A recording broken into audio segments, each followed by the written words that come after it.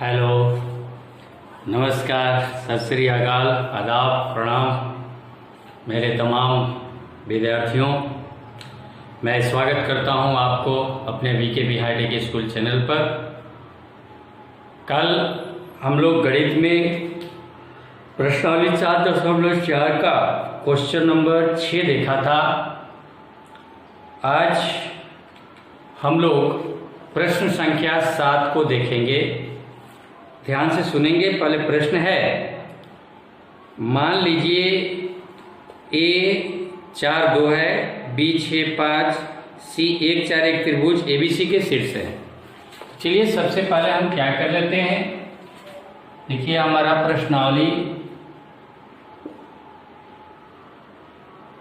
7.4 है और मैं प्रश्न 7 बताने जा रहा हूं। इस प्रश्न में दिया हुआ है एक त्रिभुज ABC है। इस ABC त्रिभुज के निर्देशांक भी दिए हुए हैं। A का निर्देशांक 4 2,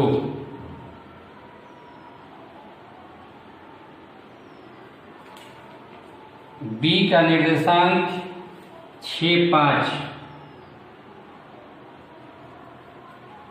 और C का निर्देशांक 1 4 है। अब कह रहे A से होकर जाने वाली माध्यिका BC को D पर मिलती है। ये BC है और एक माध्यिका RE है। माध्यिका आप लोग समझ रहे हैं, ये BC का एक तरह से मध्य बिंदु है। BC का मध्य बिंदु D है। मध्य किसी रेखा के मध्य बिंदु से जब शीर्ष को मिला दिया जाता है तो माध्यिका कहलाती है। तो D पर मिलती है। बिंदु D के निर्देशांक ज्ञात कीजिए। पहला क्वेश्चन हमारा यही है। तो चलिए मैं पहला क्वेश्चन बता रहा हूँ कि बिंदु D का निर्देशांक क्या होगा। आप जानते हैं ये कि D BC का मध्य बिंदु है। यहाँ लिखेंगे चूंकि D BC का मध्य बिंदु है ना, इसलिए D का निर्देशांक क्या होगा, x1 प्लस x2 बटा 2, y1 प्लस y2 बटा 2। ये फॉर्मूला होता है। और ये x1 x2 कौन होते हैं, ये x1 x2 y1 y2। इसलिए अब D का निर्देशांक 6 और 1 7 बटा 2, 5 और 4 9 बटा 2, y1 प्लस y2। यहाँ आ गया निर्देशांक 7 बटा 2, 9 बटा 2। ये D का निर्देशांक हो गया। पहला क्वेश्चन का आंसर हो गया इतना ही। दूसरा क्वेश्चन है, AD पर स्थित ऐसे बिंदु P के निर्देशांक ज्ञात कीजिए कि AP और PD का अनुपात कितना हो, 2:1। मान लीजिए कि ये P बिंदु है। इस P का निर्देशांक ज्ञात करना है और अनुपात 2:1 अनुपात कह रहा है। यानी आपके बुक में जैसे दिया हुआ है AP बट्टा PD। चलिए क्वेश्चन नंबर 2 के लिए हम बना रहे हैं।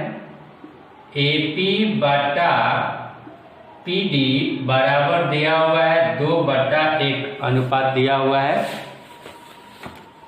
और यही हमारा क्या होता है, M1 M2 होता है। ये M1 हो गया, ये M2 हो गया। x1 x2, अब ये y1 y2 अब इसको मानेंगे और तब इस P का निर्देशांक हम ज्ञात करेंगे। P का निर्देशांक कैसे ज्ञात करेंगे, आप फॉर्मूला याद कीजिए। मैंने बताया था x का मान निकालना होता है तो क्या करते हैं, M1 x2 और M2 x1। इंक डाल रहा हूँ।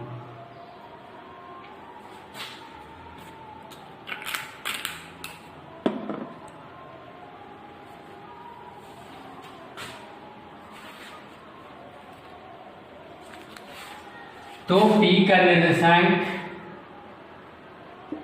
इसलिए P का निर्देशांक क्या होगा, याद कीजिए, m1x2 प्लस m2x1 बटा m1 प्लस m2, और इसी प्रकार y का निकालना होगा तो m1y2 प्लस m2y1 बटा m1 प्लस m2, और इसी फॉर्मूले पर हम लोग बनाएंगे। m1 2 हो गया और x2 ये 2 है, x2, अब x2 किसको माने, इसको माने कि इसको माने, या अपने ऊपर डिपेंड करता है। ये मान लीजिए कि AP है, ये x2, इसको x1 मान लेते हैं, इसको x2 मान लेते हैं, तो ये x1 हो गया और ये y1 और ये फिर अब x2 y2, तो m1 गुने x2, तो x2 है 7 बटा 2 प्लस m2 1 इंटू x1 4 बटा m1 प्लस m2 2 1 3 2 प्लस 1, ये वाला यहाँ नीचे जोड़ दिया जाता है। उसी प्रकार y1 वाला 2 गुने y2 इसको माने है ना x2 y2, तो 9 बटा 2 जोड़ m2 1 इंटू 2, और यहाँ भी होगा 2 प्लस 3। इस प्रकार ये 2 से 2 कट गया, 7 1 में 4 से गुना करेंगे तो 4 होगा, 7 4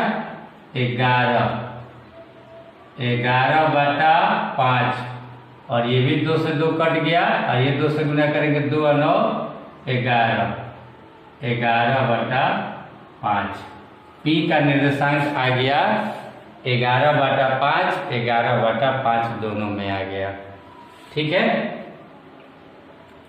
11 बटा 5, 11 बटा 5।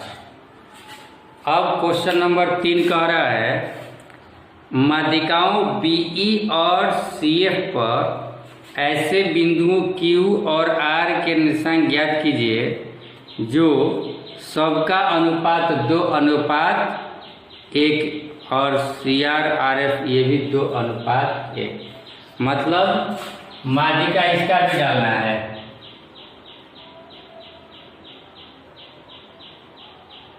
और फिर इसका भी डालना है, ठीक है, और इसका नाम दिया हुआ है BE का Q, BE। तो ये देखिए अब समझ में आ गया कि BE का Q है और CF का R है पृष्ठ के अनुसार। अब कह रहा है कि ऐसा बिंदु ज्ञात कीजिए, मतलब इन दोनों का Q का निर्देशांक ज्ञात कीजिए और R का निर्देशांक ज्ञात कीजिए, जिस प्रकार हमने P का निर्देशांक ज्ञात किया है, और इसमें भी अनुपात सबका कह रहे हैं कि 2:1 हमें यही करना है। तो चलिए ये भी काम कर लेते हैं, लेकिन सबके पहले फिर E का हमें निर्देशांक ज्ञात करना होगा और F का निर्देशांक ज्ञात करना होगा, और तब जाकर फिर यही काम करेंगे। ऐसे तो मुझे मालूम है कि P Q R चाहे कोई भी बिंदु है, उनका निर्देशांक 11/5 और 11/5 ही आएगा। फिर यही काम चलिए हम तीनों के लिए कर लेते हैं, जैसा कि हमने ये P के लिए किया है। P का याद रखिए, P का निर्देशांक एक जगह में नोट कर दे रहा हूँ, इसको मैं मिटा रहा हूँ, है ना।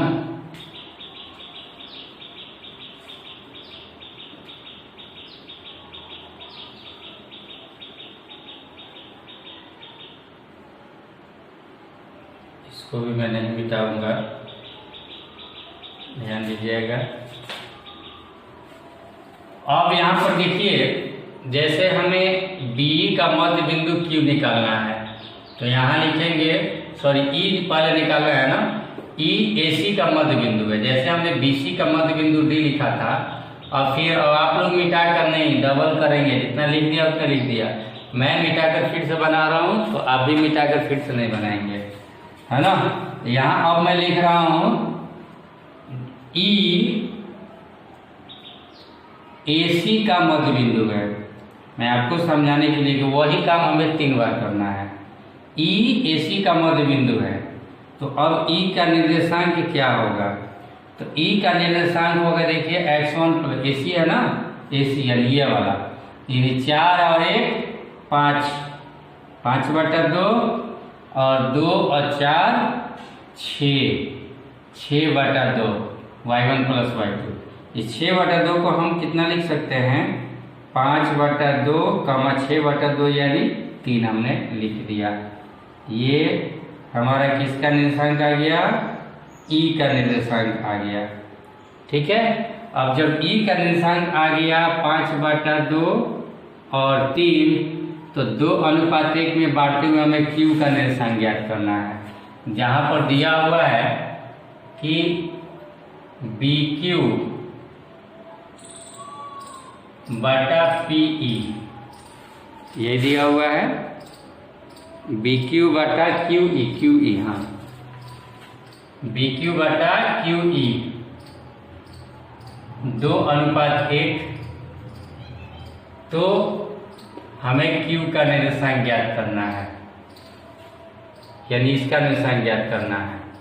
ये BQ बटा Q, जिस प्रकार हमने काम देखे किया था P का, उसी तरह हम Q का निर्देशांक भी निकाल रहे हैं। तो Q M1 तो उतना ही लिखेंगे, कितना 2, और x2 5/2। इसको अब देखिए BE की बात कर रहे हैं ना, ये Q BE पर है, तो ये x1 y1 हमने मान लिया और ये x2 y2 मान लिया हमने, इसलिए x2 हमने 5/2 और प्लस M2 कितना है 1 इंटू x1 तो 6, अब बटा M1 प्लस M2 2 प्लस 1, है ना। अब उसी प्रकार यहाँ भी काम करेंगे, M1 2 गुने y2 3 plus M2 1 into y1 कितना है 5 बटा 2 प्लस 1 बराबर Q। 2 से 2 कट गया, 5 और 6 11/3, 2 3 6 और 5 11/3। आप क्या देख रहे हैं? कुछ दिखाई दिया आप लोगों को कि जैसे 11/3 और 11/3 आया था, 5 लिखा गया था, क्या गलती से गलती हो गया, 2 1 3 होता है। 11/3 वहाँ भी आया था, यहाँ भी आप देखेंगे तो 11/3 ही आया है ना, दोनों का। अब उसी प्रकार आप R का भी निकाल कर देख लीजिए, है ना। R का कैसे निकलेगा? तो R किसका मत, यहाँ पहले F का निकालना पड़ेगा, नहीं। अब लिखेंगे कि F AB का मध्य बिंदु है। F किसका मध्य बिंदु है? AB का। तो F बराबर, F का निर्देशांक क्या हो जाएगा? तो देखिए 4 और 6 10 और 10/2 यानी 5 हो जाएगा। अब 5 और 2 7, 7/2। इसका निर्देशांक निकल गया F का। 4 और 6 10, 10/2 यानी 5, 5 और 2 7, 7/2, 5 7/2 हमने लिख लिया।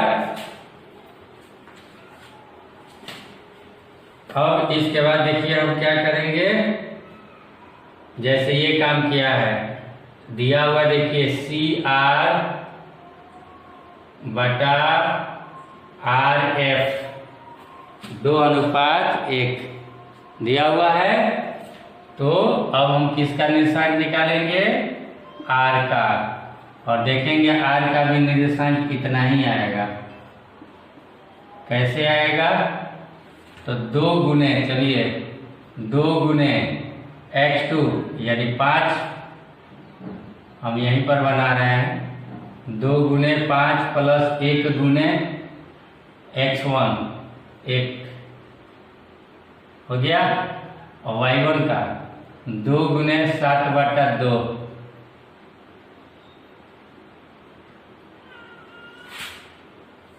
2 गुने किसको माना है? 2 गुने, हाँ, और 1 गुने 4, ये हमने कितना माना था? y2 x1 y1 x2 y2, तो m2 गुने y1, तो y1 4 है तो 4 निकलेगा। अब करके देख लीजिए, 2 5 10 और 1 गुने 1, 2 5 10 और 1 11, 11/3, और ये 2 से 2 कट गया 7, और ये 4 11, 11/3।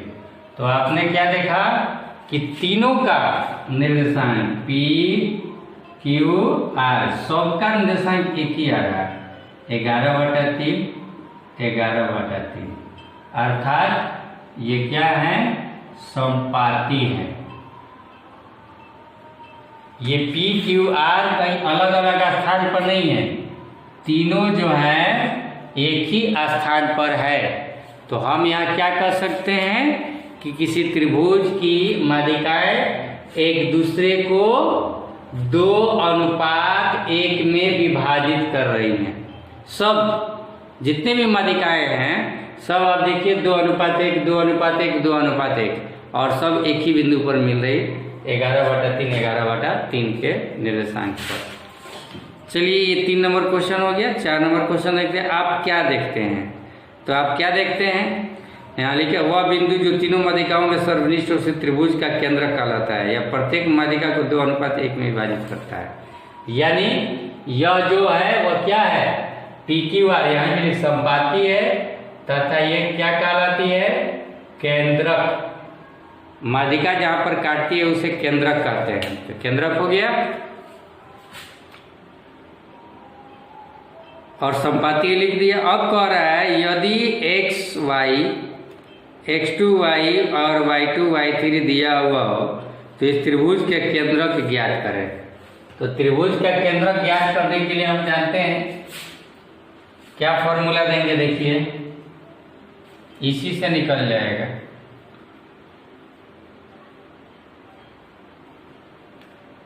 मान लीजिए कि ये f का निर्देशांक है। अब हम ऐसे ही दिया हुआ है कि a का निर्देशांक x1 y1 है, और अब हो जाएगा x2 y2, और इसका हो जाएगा x3 y3। तो आप खुद सोचिए कि इन सब का निर्देशांक कितना होगा, चाहे d का हो, चाहे f का हो, चाहे किसी का हो। मान लीजिए कि हम d का ही निर्देशांक निकाल रहे हैं। d किसका मध्य बिंदु है? BC का, इसलिए d का निर्देशांक अब इतना ही होगा इतना। अब क्या करना है, हम जानते हैं कि केंद्रक कौन होता है। केंद्रक वही होता है जो तीनों माध्यिकाएं एक दूसरे को एक बिंदु पर विभाजित करती हैं। मान लिया कि वह बिंदु P है, उस बिंदु का हमने P मान लिया। तो यह P क्या करती है, हमको मालूम है कि इसका अनुपात जो होता है वह 2:1 होता है। इसीलिए हमने अब यहाँ पर लिख लिया, चूंकि P केंद्रक है इसलिए AP और बटा PD का अनुपात, AP तथा PD का अनुपात जो होगा वह 2:1 होगा। क्यों होगा? क्योंकि अभी हमने देखा है कि केंद्रक यानी माध्यिकाओं को एक दूसरे को जो विभाजित करती है 2:1 में विभाजित करती है, इसलिए 2:1 लिख दिया। अब यहाँ पर हम P का निर्देशांक ज्ञात करेंगे। अब P का निर्देशांक कैसे ज्ञात करेंगे? तो ऐसे ज्ञात करेंगे जो फॉर्मूला दिया हुआ है, ये है 2 और ये है 1, और ये D का निर्देशांक देखिए यहाँ पर लिखा हुआ है x1 प्लस x2 बटा 2 कमा y1 प्लस y2 बटा 2। तो अगर हम M1 लिख रहे हैं, P का निर्देशांक हम ज्ञात करेंगे। M1 के जगह पर लिखेंगे 2 इंटू x2 यानी अब इसको x1 y1 मान रहे हैं और इसको x2 y2 मान रहे हैं, इसलिए 2 में हम गुना करेंगे x1 प्लस x2 और बटा 2 हो गया। अब प्लस M2 यानी 1 इंटू x1 यानी x1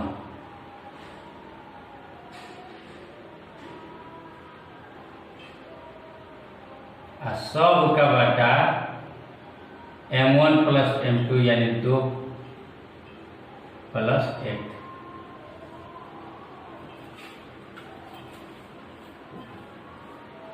हुआ ये।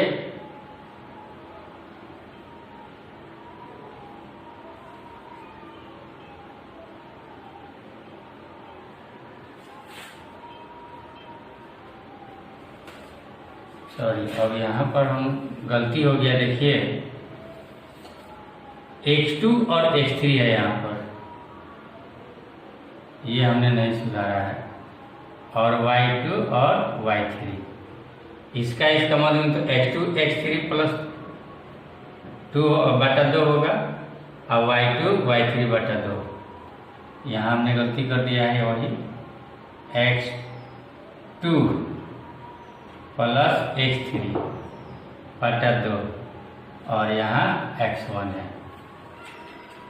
है ना। उसी प्रकार कमा M1 यानी कितना 2 इंटू y2 इसको हमने 1 माना था, इसको 2 यानी y1 प्लस y2 बटा 2 प्लस M2 1 इंटू y1 यानी y1 अब बटा 2 प्लस 1। ये P का निर्देशांक, ये देखिए 2 से 2 कट गया, ये 2 से 2 कट गया।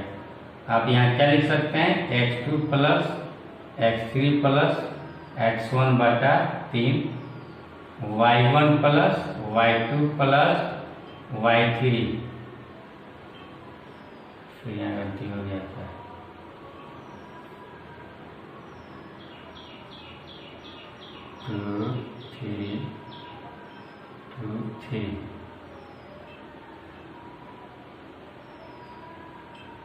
y2 y3 y1 बटा 3 हुआ।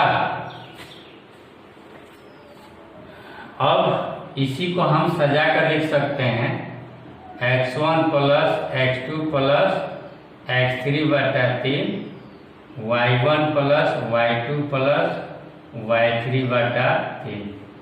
और ये केंद्रक निकालने का फॉर्मूला है जी।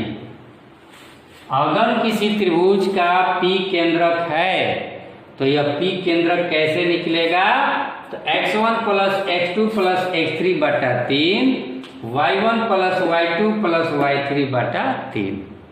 इस तरीका से हम किसी त्रिभुज का क्या निकाल सकते हैं, केंद्रक निकाल सकते हैं। और कैसे निकला, ध्यान दीजिए, ये पहले मध्य बिंदु है x1 y1 x2 y2 x3 y3 लिख दिया।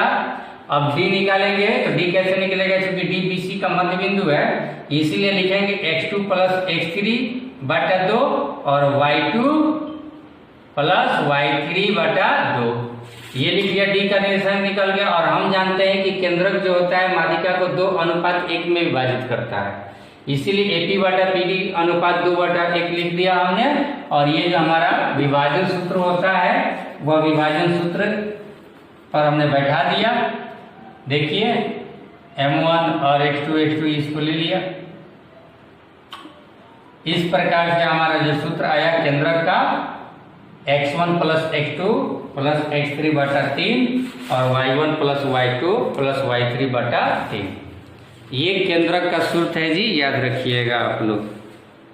त्रिभुज का केंद्रक के निर्देशांक ज्ञात कीजिए, है ना। अब हम लोग देखते हैं क्वेश्चन नंबर 8। 7 तक हम लोगों ने बना लिया। अब देखेंगे क्वेश्चन नंबर 8 है, बिंदु ABCD से एक आयत ABCD बनता है।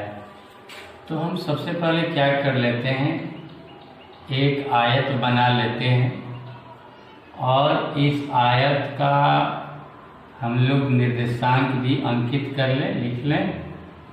नाम लिख लेते हैं पहले A B C और ये है D। यह एक आयत है। A का निर्देशांक दिया हुआ है -1 -1, B का दिया हुआ है -1 4 और C का दिया हुआ है 5 4। चूंकि राइट एंगल पर होता है इसलिए इनका जो ये निर्देशांक होता है ना लगभग 1 का, और ये है 5 -1 5 -1। इसमें भी देखिए x का मान दोनों में समान है -1 -1, और ऊपर वाला में भी 5 और 5 समान है, यानी y डिफ्रेंशिएट कर रहा है। चलिए कोई बात नहीं। PQR S क्रमशः भुजा AB BC CD और DA का मध्य बिंदु है जी। AB का मध्य बिंदु P है, AB का मध्य बिंदु P है, और उसी प्रकार से BC का मध्य बिंदु Q है। ये मध्य बिंदु है जी Q, याद रखिए R, और इस प्रकार से ये है S। अब क्या कह रहा है, क्या चतुर्भुज PQRS एक वर्ग है, एक आयत है, समचतुर्भुज है कि क्या है, ये बताना है। तो चलिए हम देखते हैं PQRS बना लेते हैं। ये मिला दिया हमने PQRS, और ये आपको बताना है कि यह PQRS क्या है, वर्ग है कि आयत है कि समचतुर्भुज है कि समानांतर चतुर्भुज है। क्लियर। तो कैसे बनाएंगे, तो सबसे पहले इसका तो हम निर्देशांक ज्ञात कर लें, तब न भुजा और कर्ण देखेंगे। जैसे कि क्वेश्चन नंबर 1 में हमने बताया था दूरी सूत्र में कि किस प्रकार से आयत वर्ग का पता किया जाता है, उसमें भी वही काम करेंगे जैसे हम पहले बता चुके हैं। इसमें सिर्फ एक ही काम करना है कि मध्य बिंदु ज्ञात करना है ना। अब P का मध्य बिंदु कैसे ज्ञात करेंगे, तो देखिएगा यहाँ लिखिएगा, क्योंकि P AB का मध्य बिंदु है ना, इसलिए P का निर्देशांक क्या होगा, -1 + -1 -1 + -1 बटा 2। x1 + x2 होता है ना, x1 + x2 बटा 2 हो गया। y1 + y2 यानी -1 + 4 बटा 2। इसलिए P का निर्देशांक -1 -1 -2 और -2 बटा 2, यानी फिर हो जाएगा -1 -1 4, ये हो जाएगा +3 3 बटा 2। इस प्रकार से हमने P का निर्देशांक ज्ञात कर लिया है ना, -1 3 बटा 2। अब P का निर्देशांक ज्ञात करने के बाद देखिए अब हम किसका निर्देशांक ज्ञात करें, Q का। इसी प्रकार लिख लें, चूंकि Q BC का मध्य बिंदु है। Q किसका मध्य बिंदु है, BC का, इसलिए अब इसका x1 x2 उसी तरह करेंगे। तो क्यू का निर्देशांक x1 प्लस x2 यानी 5 -1/2 और 4 + 4/2 y1 + y2। इसलिए यहाँ 5 में से 1 जाएगा 4 और 4/2 कितना हो जाएगा 2। 4 4 8 8/2 यानी 4।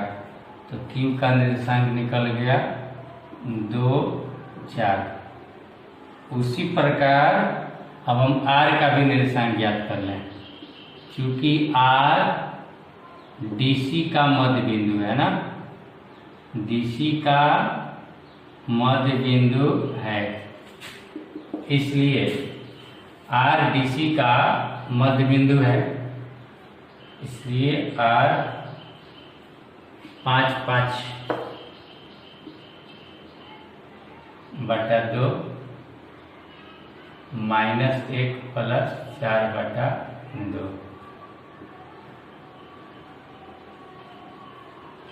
और 5 5 10/2 तो 5 हो जाएगा और यहाँ हो जाएगा देखिए 3/2। -1 + 4 है तो +3/2 हो जाएगा। तो इसका भी निर्देशांक हम लोग लिख लें 5 3/2। अब उसी प्रकार फिर देखिए, चूंकि एस AD का मध्य बिंदु है, एस AD का मध्य बिंदु है, इसीलिए एस का निर्देशांक है ना 5 - 1/2 और -1 -1/2।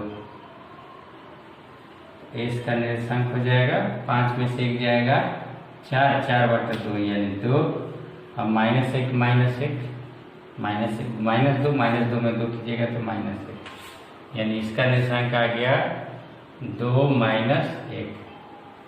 अब हम क्या करेंगे आप समझ रहे हैं कुछ, यह क्या है तो इसका देखना पड़ेगा ना कि चारों भुजा बराबर है, कि चारों भुजा बराबर होगा तो वर्ग होगा और नहीं तो समानांतर समचतुर्भुज होगा। आमने सामने का भुजा बराबर होगा तो क्या होगा, या तो आयत होगा और नहीं तो समानांतर चतुर्भुज होगा।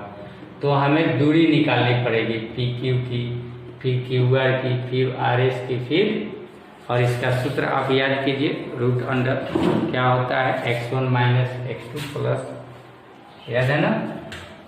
उसी तरीके से निकालेंगे हम। सबसे पहले हम PQ लिखेंगे, PQ बराबर हम क्या जानते हैं √x1 - x2 यानी -1 - 5 -1 - 5 का whole square plus y1 - y2 3/2 -4 का होल स्क्वायर बराबर कितना हो जाएगा यहाँ √अंडर -1 - 5 6 36 प्लस इसको तो करना पड़ेगा क्लास 2 1 का 2 होगा 2 चौक 8 3 में से 8 जाएगा -5/2 का होल स्क्वायर होगा। तो ये हो जाएगा √अंडर 36 प्लस 25/4 बराबर, फिर इसको जोड़ ले और 36 चौका 144 प्लस 25/4 बराबर देखेंगे जोड़ेंगे हम तो यह आ जाएगा 100 √अंडर 169/4 और इस सब का वर्गमूल निकालेंगे तो शायद 13/2 हो जाएगा, है ना।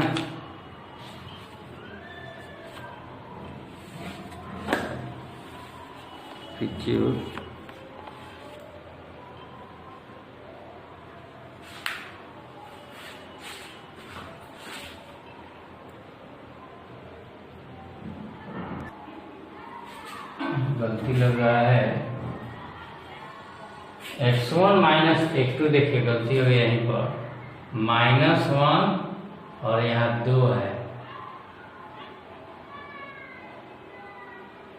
ये हो जाएगा -3 का होल स्क्वायर, तो यहाँ हो जाएगा 9 और जोड़ेंगे 4 9 36, 36 और 25,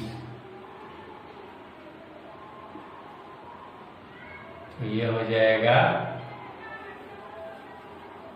√61/4 है ना, ये PQ आया। अब उसी प्रकार हम निकालेंगे QR,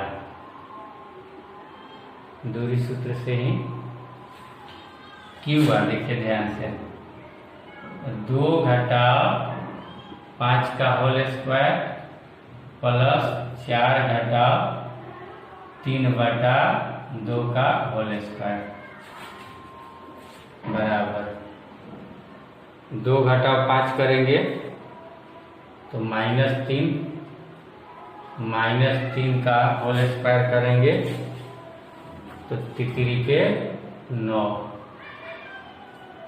है ना।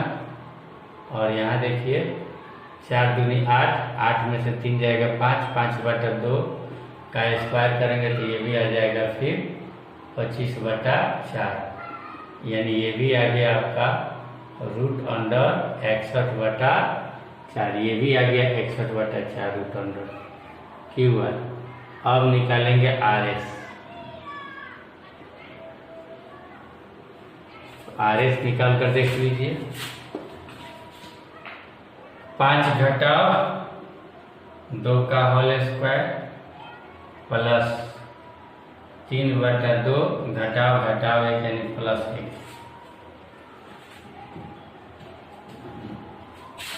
माइनस घटाव 1 2 बार आ रहा है तो प्लस कर दिया हमने, होल स्क्वायर कर दिया, √5 घटाव 2 यानी 3 का स्क्वायर करेंगे फिर 9 हो जाएगा, और ये बटा पर का जोड़ लीजिए, 2 1 3, 5/2, 5/2 का स्क्वायर करेंगे तो कितना हो जाएगा 25/4, फिर आ गया √61/4, RS निकल गया। अब उसी प्रकार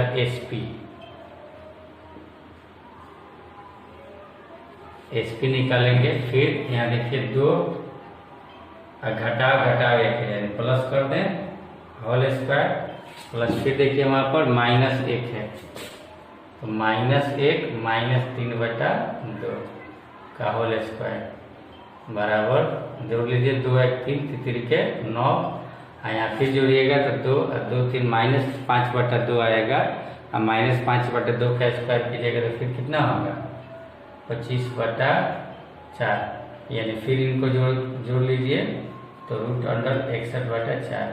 अब हमने क्या देखा कि चारों भुजाएं √61/4 मात्रक है, लेकिन जब अब इसको क्या कहेंगे हम, वर्ग कहें, वर्ग भी हो सकता है, लेकिन फिर कोई समचतुर्भुज भी तो हो सकता है, समचतुर्भुज की भी चारों भुजाएं बराबर होती हैं, वर्ग की भी चारों भुजाएं बराबर होती है, लेकिन अब समचतुर्भुज होगा कि वर्ग होगा, यह ज्ञात करने के लिए आपको इसका विकर्ण ज्ञात करना होगा, क्योंकि विकर्ण में मालूम है कि वर्ग जब होता है तो विकर्ण बराबर होते हैं, और समचतुर्भुज होगा तो विकर्ण बराबर नहीं होगा।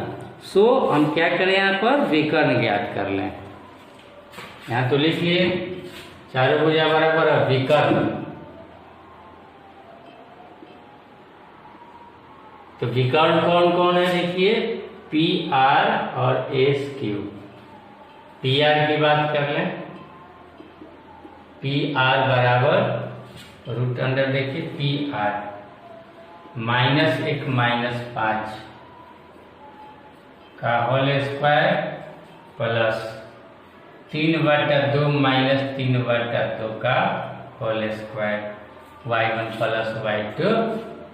तो यहाँ देखिए -1 -5 6 -36 -100 का स्क्वायर करेंगे तो 36, और ये कट जाएगा 0 0 का स्क्वायर करेंगे तो कुछ नहीं होगा, 6 इसका आ गया। √36 का 6। उसी तरह आप SQ निकाल लीजिए, SQ, तो यहाँ √x1 - x2 2 घटाओ 2 का होल स्क्वायर आप प्लस -1 - 4 का होल स्क्वायर बराबर क्या देख रहे हैं, ये कट गया 0, -1 - 4 -5 का करेंगे तो 25 और ये आ गया बराबर 5। तो PR और SQ देखिए यहाँ पर, चूंकि चारों भुजा बराबर है, भुजाएं PQ बराबर है, QR बराबर है, RS बराबर है SR, जबकि विकर्ण PR बराबर नहीं है SQ, इसलिए PQRS एक समचतुर्भुज है। अब समचतुर्भुज क्यों समझ रहे हैं ना, समचतुर्भुज इसलिए है क्योंकि विकर्ण बराबर नहीं है। चारों भुजा बराबर और विकर्ण भी अगर बराबर हो जाता तो यह एक वर्ग हो जाता। क्लियर? तो इस प्रकार से मैंने आज आप लोगों का 7.4 पाठ खत्म कर दिया। आगे हम लोग अब कल से त्रिकोणमिति पढ़ेंगे। ऐसे कल मैं समय दे रहा हूँ आप लोगों के लिए, अगर इधर का कोई भी क्वेश्चन छूटा हो, नहीं समझ में आए तो एक दिन का वक्त दूंगा, आप मेरे से पूछ सकते हैं। ठीक है? उसके बाद ही मैं त्रिकोणमिति पढ़ाऊंगा। क्लियर? दैट्स ऑल, आज के लिए इतना ही। Thank you.